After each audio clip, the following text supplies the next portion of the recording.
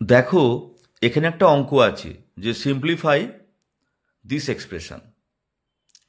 তো একটা দেখে মনে হচ্ছে অনেক বড় বড় সংখ্যা, তার আবার হোল স্কোয়ার এসব দেওয়া রয়েছে, গুণ দেওয়া রয়েছে। তো এত বড় এক্সপ্রেশনটা করব কিভাবে, এর সিম্পলিফাই কিভাবে করব? এটা কিন্তু খুব সহজ অঙ্ক।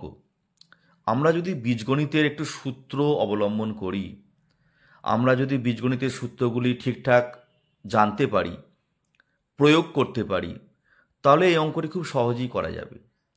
খুব সহজ অঙ্ক এগুলো। চাকরি পরীক্ষা, স্কুলের পরীক্ষা, ট্যালেন্ট পরীক্ষা, বিভিন্ন ক্ষেত্রে কিন্তু এগুলো, এই প্রশ্নগুলো কিন্তু আসে।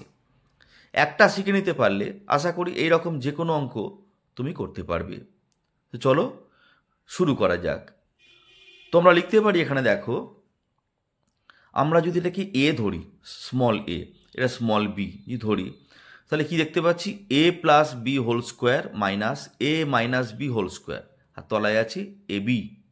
তো সেটা আমরা লিখছি এখানে যে গিভেন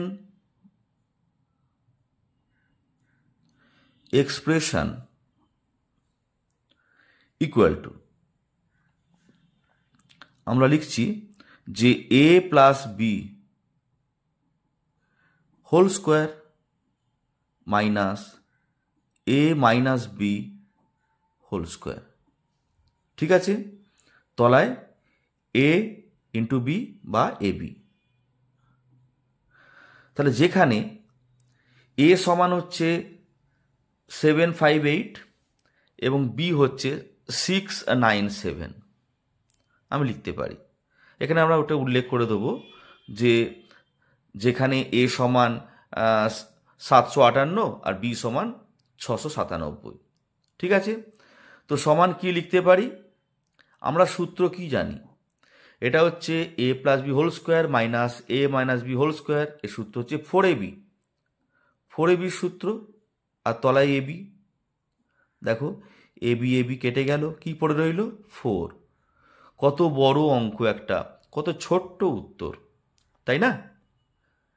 খুব সহজেই করা গেল। তোমরা এখানে লিখে দেবে যে এখানে এ সমান হচ্ছে 758 আর বি সমান 697, এটা লিখে দেবে। মানটা বসানো হয়েছে, সেই পরিপ্রেক্ষিতে অঙ্কটা হয়ে গেল। খুব সহজ অঙ্ক। যদি এই অঙ্কটি তোমাদের ভালো লাগে, অবশ্যই চ্যানেলটি সাবস্ক্রাইব করবে এবং বন্ধুদের কাছে শেয়ার করবে। ভালো থেকো, ধন্যবাদ।